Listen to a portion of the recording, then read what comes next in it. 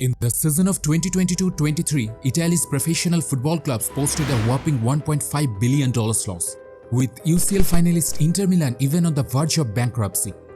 Similar stories of huge losses and mounting debts can be witnessed in other top European leagues too, but there is a little exception that might have set the English Premier League apart. Last summer, the English clubs recorded gross spend of 2.74 billion euros. Only Liga came second with 900 million. And the spending gap between EPL clubs and the rest of Europe's elites is widening season after season. Ergo, all top talents in football want to play in the Premier League for better recognition and larger paychecks. It's like creating a separate galaxy of its own with all the superstars, leaving others way behind. But still, we're talking about top 5 leagues only. Most clubs in other parts of the world are in severe financial woes and falling short in the race of globalization, be it in South American nations or Asian ones. And the situation seems to have worsened in the last couple of years. The pandemic might have escalated it, but its roots can be traced back to 1992, when the game of football changed completely.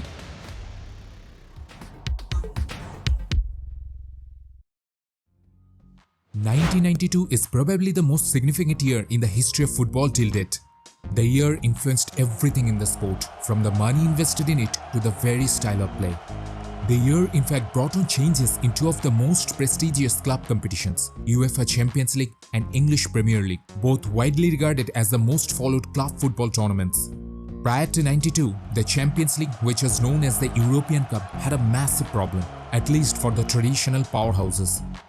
For more than 30 years, the European Cup was a straight knockout between domestic champions, meaning an unlucky draw could see a heavyweight contender dropped in the first round, as what exactly happened in 1987, when Real Madrid got the better of Serie A winner Napoli, the club which had Diego Maradona in their team, who arguably was the best player in that period.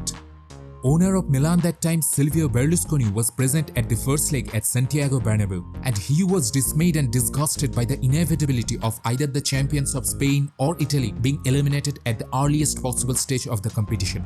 From a financial standpoint, such a thought makes perfect sense. The premature exit of one or more footballing powerhouses would result in a significant loss of viewership and consequently potential revenue. So with the support from Real Madrid and Juventus, Berlusconi proposed the idea of a breakaway European league that would ensure more matches between Europe's big boys, which in turn would essentially attract more broadcasters and ultimately more revenue and TV exposure without necessarily reaching the latter stages of the competition. UEFA, however, rejected the idea and tweaked the rules of its own European competition to rebrand as UEFA Champions League in 1992. The new league offered more guaranteed matches between elite clubs and a more commercially attractive format with never-seen-before broadcasting money. Even though European Breakaway League wasn't successful, it somewhat did fix the commercial interests of the richer clubs for the time being. But recently, the idea of Super League started floating again, on which we'll be back in a bit. However, what Berlusconi and company failed to do, English football clubs succeeded. And to understand what happened to the league, we have to go back again to 1992. The year a new breakaway English league was formed, the English Premier League, and the idea escalated with a tragedy. On April 15, 1989, 96 lives were lost and 700 people were injured in Sheffield during a match due to inadequate crowd control and substandard stadium design that led to a stampede. English football was going through its lowest point already. Rioting, hooliganism, racism, everything was there. For 2 years, they had no broadcasters. Stadiums were falling apart. And moreover, players preferred not to play for English clubs. Back then, a few people, especially the owners of the richest and most popular English clubs, Liverpool, Man United, Everton, Arsenal and Tottenham, started to raise their voice for a new league with much more improved broadcasting revenue. That time, a top-tier English club or a third division team did receive the same amount of broadcasting money. And top division clubs didn't think it's fair enough. So by 1992, those owners led a group of 22 clubs to break off and form a new league called the Premier League. It's a whole new ballgame. The league immediately became the top tier of English football, with broadcasting earnings increased almost 6 times than previous one. It controlled its own TV rights, distributed the fund according to the club's ranking, and the clubs used the money to modernize the game and make the league popular worldwide. The initial valuation of TV rights packages were £304 million, and since then the valuation increased by almost 4,000% till now in just around 30 years. And the result? 20 Premier League clubs' total revenue of around 10 billion euros in 2022 was almost equal to the next two richest leagues combined, Spain's La Liga and Germany's Bundesliga, which generated about 5.69 and 4.45 billion euros respectively. Even so, EPL's least revenue-generating team often surpasses the earnings of top-ranked clubs in other leagues. The picture becomes even clearer when you look at the net spend of top 25 football clubs in the last 5 years. 13 of these clubs are in fact from English football leagues. Leeds United, a team from Championship, second tier of English football, has spent more money than so-called elites like Barcelona, Juventus or Real Madrid. That pretty much sums up the idea. Football clubs primarily have four sources of revenue. Firstly, broadcasting rights. For the teams in Europe's top 5 leagues, it is the biggest source of revenue, followed by commercial deals, which usually varies a lot between elite teams and lower-ranked teams, followed by matchday revenue and transfer market business. Last year, EPL gave its domestic media rights to Sky Sports and TNT Sports for a record 7.8 billion euros, which is nearly double of the media rights value of La Liga or Bundesliga. And according to experts, the financial gap is likely to increase.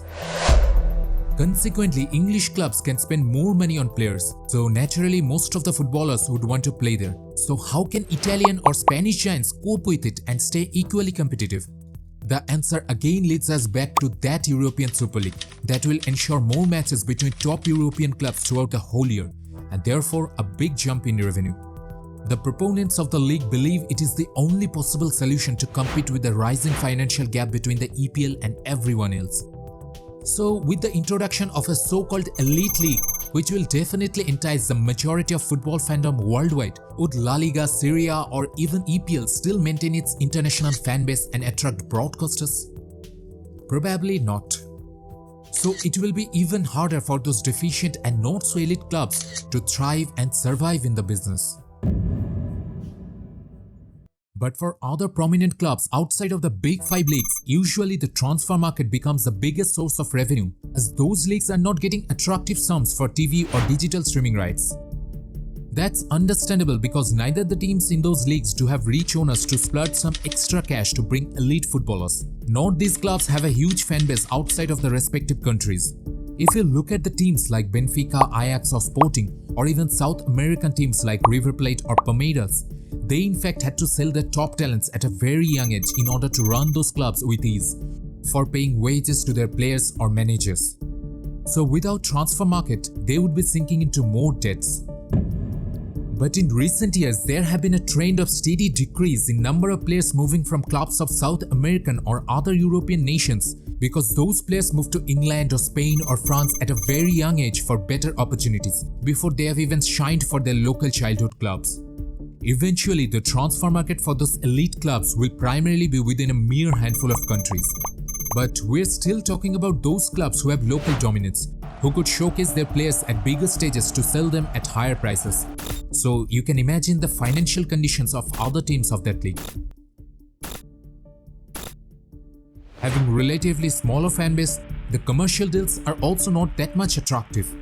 The only steady revenue stream for those clubs is probably matchday revenues. But with the rapid expansion and increased viewership of top-flight European football all over the globe, popularity of those local leagues will decrease over time. In fact, the pandemic already showed us the reality of how disastrous it can be for those clubs without matchday earnings. Furthermore, with the advancement of next-gen technologies like Apple Vision Pro will probably bring the live stadium experience while staying at home sitting on a couch. So not many people would want to go support their local club when you can practically enjoy matches like Man City, Real Madrid every weekend.